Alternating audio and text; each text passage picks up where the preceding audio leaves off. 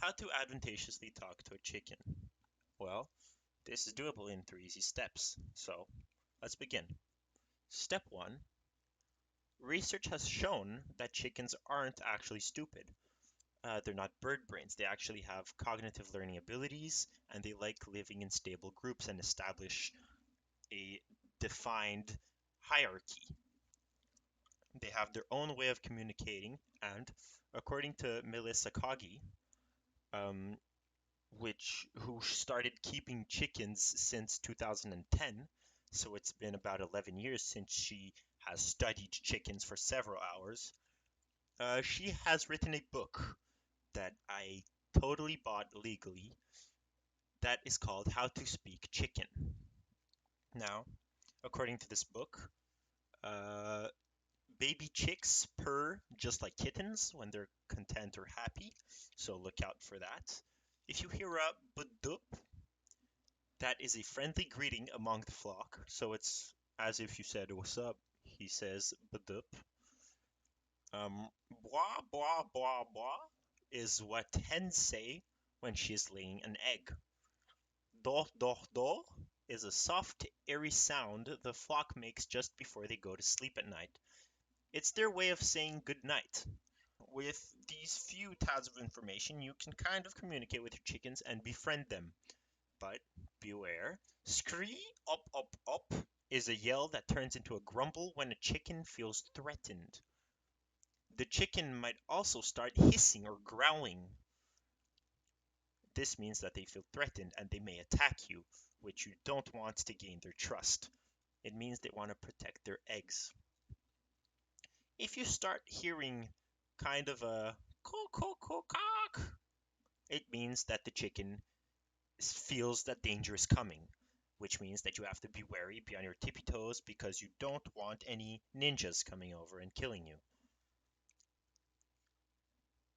Let's say this might come in handy later. You'll see why. If you yell ear, it means duck and cover for the chickens, so they will all run and hide. Now, you want to mimic the way the mother hens talk to their chicks to put them at ease. The mothers make a certain sound to tell them to eat, play, or follow them. It sounds like a regular cluck, um, but is very different. It'll be kruk kruk with a rolling R. It's not kruk kruk. That probably means something racist. It's kruk kruk. Okay? So that's how you befriend them. Step 2. You want to slowly gain their trust. A quicker way of doing this is by feeding them small quantities of a type of food that can brainwash them, such as lettuce, uh, corn. All of this can brainwash chickens and make them like you even more. You want to feed them about 3 times per day, or they will probably die. And with the small knowledge you know, you want to slowly develop a unique language with them that only you and the chickens understand.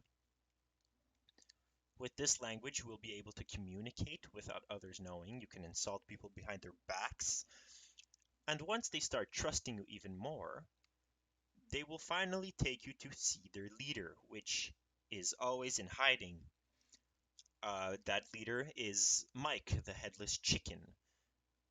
Yes, he actually exists, and he is roughly 4 billion years old. He is seen as the chicken god, he is praised, sacrifices are made in his name. He is really not a force to be reckoned with. Step 2.2. The chicken god Mike will give you a fetch quest, um, like Skyrim style. And if you do this to him, you will gain his friendship. Now, the quest is probably going to be a fetch one because he will ask you to give him head. A head.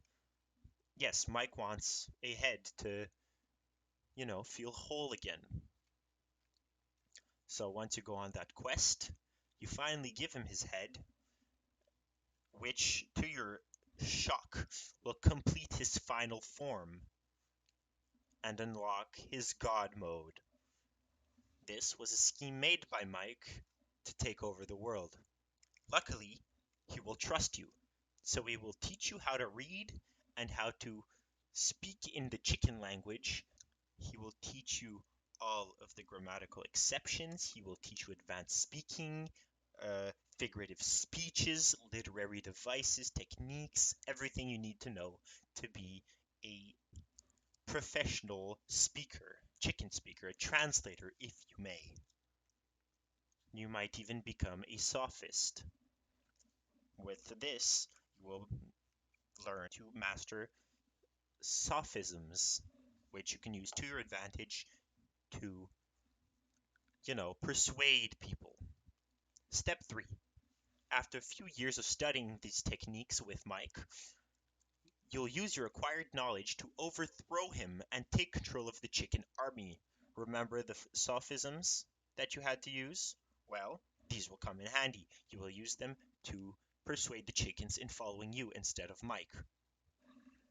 With Mike out of the picture, you will threaten the world leaders by saying that you control the eggs and that you planted a lethal poison in them, which everyone in the world have eaten, and you are the only one that holds the cure, so threaten them with this. Obviously, the vegans will rise because they don't eat eggs, so you'll have to improvise and bluff. You will say that you also poisoned the grass they eat. Obviously, they don't know this is a bluff, so they will back down in fear. Use this fear to take control of the nuclear weapons and control the world. With this, you can do whatever you want, build whatever you want, and control whatever you want. Finally, you will be able to get your hands on a PlayStation 5. Maybe. Finally, to your surprise, Mike will probably come back because he wasn't actually dead, because he's a Super Saiyan. He will try to stop you and follow his own plans as he originally intended to.